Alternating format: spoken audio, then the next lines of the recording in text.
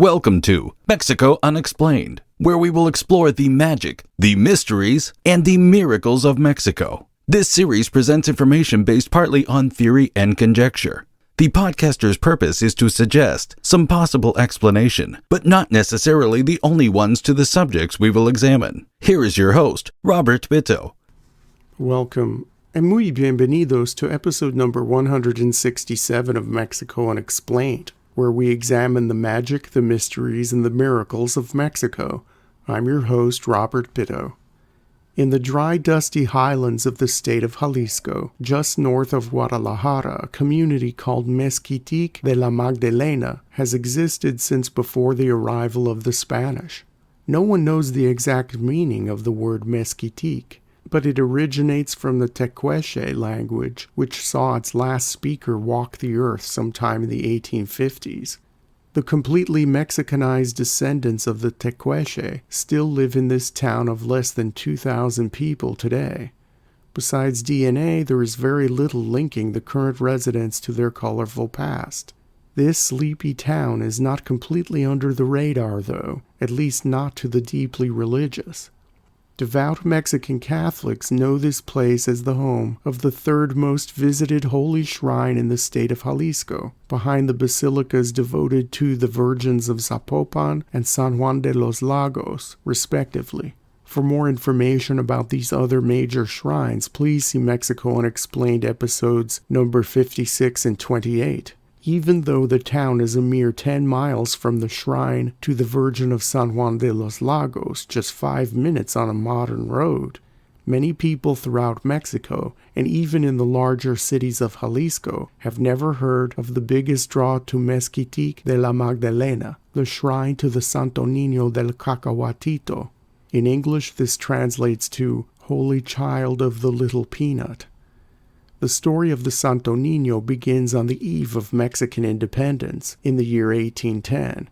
Pedro Alaniz and Juana Gallardo had very little water on their property and often asked their neighbors for water in times of drought. Their neighbors got tired of always helping them out, and one of them told Pedro to leave everyone alone and dig his own well. Pedro knew his land would probably not yield much water, so he and his wife prayed to the Virgin of Guadalupe to give them a sign on where to dig. Along with those prayers for dowsing advice, according to the story, the couple also prayed that their neighbors would be more charitable towards others in the future. In the ensuing days, Pedro wandered his property looking for a sign. While out one afternoon, he noticed an unusually healthy and green young tree, which he had never seen before. At the base of the tree, the ground was somewhat damp. It was here where he would dig his well. Pedro went to his neighbors to ask for assistance, and they were eager to help him. This was encouraging to him because part of his prayer was to have his neighbors' hearts soften to the idea of giving help. With enthusiasm, a group of village men began to dig the well.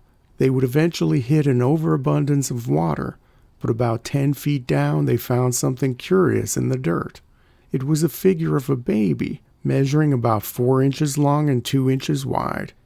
It was made of mud and wood, with one arm resting on its chest and one arm resting on its belly. It was devoid of clothing but had delicate features on its face, including eyelashes. Some insist that this is a small devotional item from the time of the Tecuiches, made centuries before the Spanish arrived, possibly a representation of a god or natural spirit.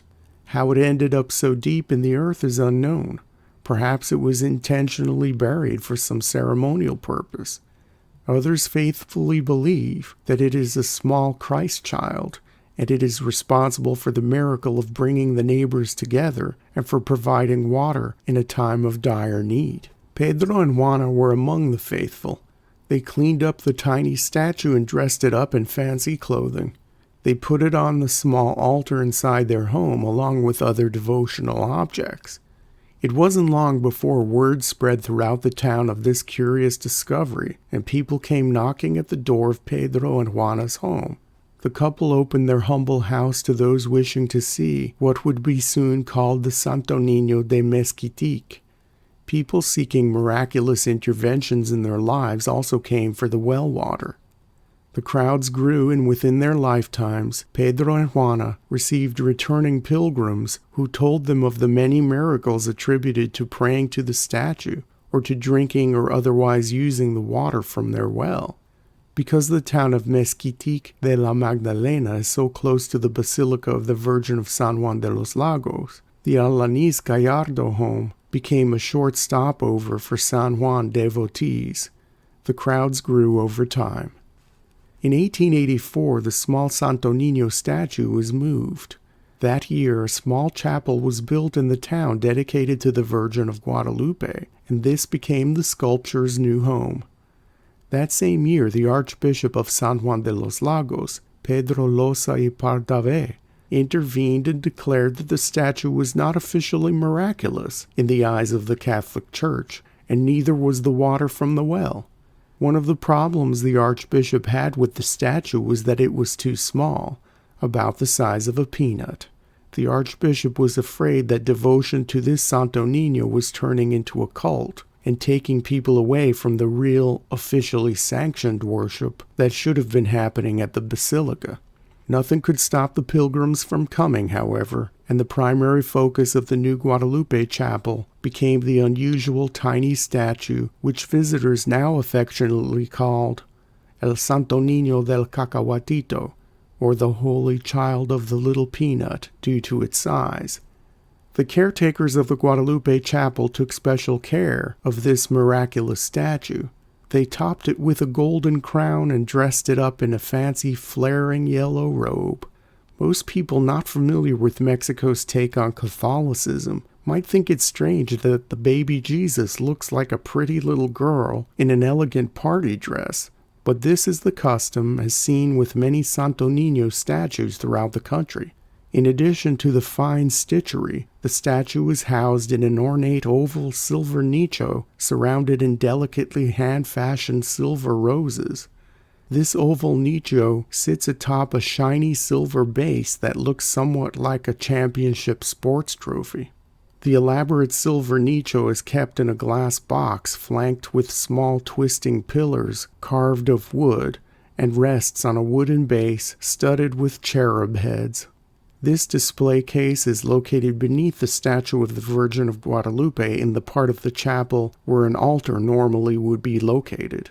Visitors can get within inches of the glass to see the small, slouchy figure inside the display case. The baby Jesus appears to have a rather drowsy expression on his delicate face, despite the rosy cheeks. The statue never leaves the shrine, and it is not paraded through the streets as devotional figures often are in Mexico. There are 2 dates on the ecclesiastical calendar that have special celebrations centered around the Santo Niño in Mezquitic. These are February 1st on the eve of the Catholic holiday Candlemas, and also on September 17th. The devotion to this sculpture was mostly local until 100 years after the Santo Niño was gussied up and given a permanent home. The veneration of the baby Jesus of the Little Peanut has increased tremendously since 1985, when the priest Maximino Rodriguez arrived at the parish of Sangre de Cristo in Mezquitic de la Magdalena and decided to remodel the chapel and promote worship. In 1993, Father José Inés Rodriguez appointed Francisco Padilla de Luna to be in charge of the chapel, who through photographs promoted the image by calling it by the more endearing El Niño del Cacahuatito. Today, thousands of parishioners from all over Mexico and from abroad worship him. In León and the neighboring state of Guanajuato, religious pilgrimages are organized to the area that include a visit to the Niño del Cacahuatito.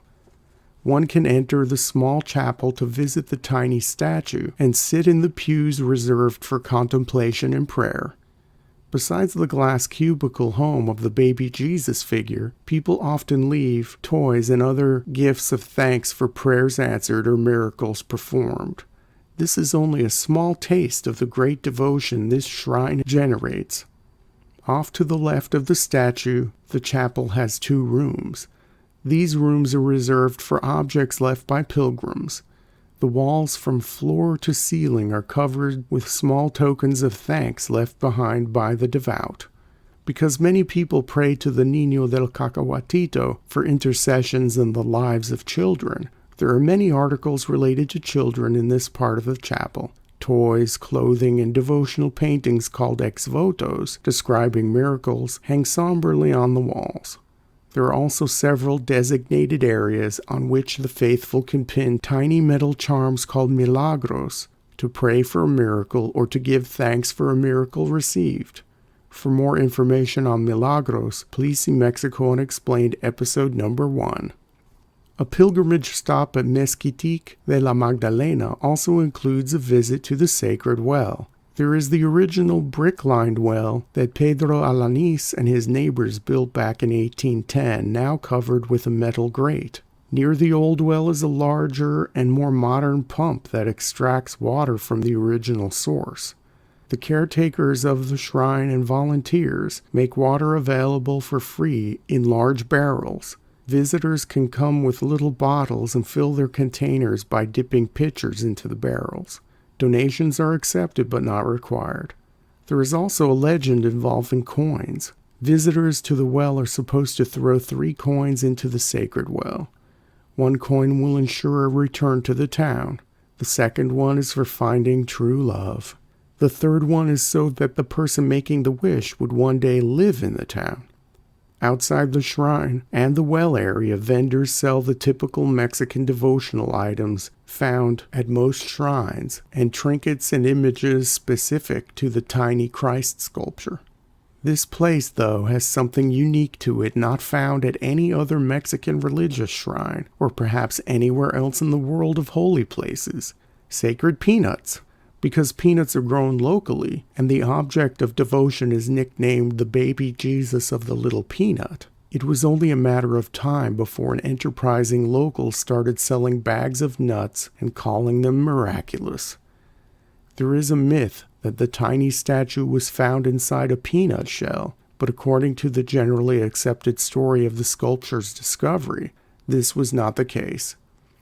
We are still left with a series of mysteries around the Santo Niño's true origins and age. Was it a tiny indigenous idol or offering, buried for a specific purpose and never to be unearthed? Was it a hoax, something created by the townsfolk to increase tourism and trade in the area? Or was it a true miraculous manifestation of the Christ child, appearing in a time of need and to reassure the faithful? Whatever the answers to these questions may be, the devotion to the baby Jesus of the little peanut continues to increase, and tens of thousands of people believe in his miracles. Thank you once again for listening to another episode of Mexico Unexplained. Remember to like and subscribe to us on YouTube and follow us on Twitter. Tell your friends by sharing these shows with others. Please go to our website, MexicoUnexplained.com, for references, illustrations, and for free access to transcripts of past shows. Please visit Amazon.com to purchase the book, Mexico Unexplained, to get a hard copy of The Magic, the Mysteries, and the Miracles of Mexico. We appreciate your kind attention once again. Until next time, thank you and gracias. Thank you for listening to another episode of Mexico Unexplained with host Robert Bitto. For show summary, relevant links and commentary, please check out our website at mexicounexplained.com. Like us on Facebook and be a part of the conversation. Adios and hasta la vista.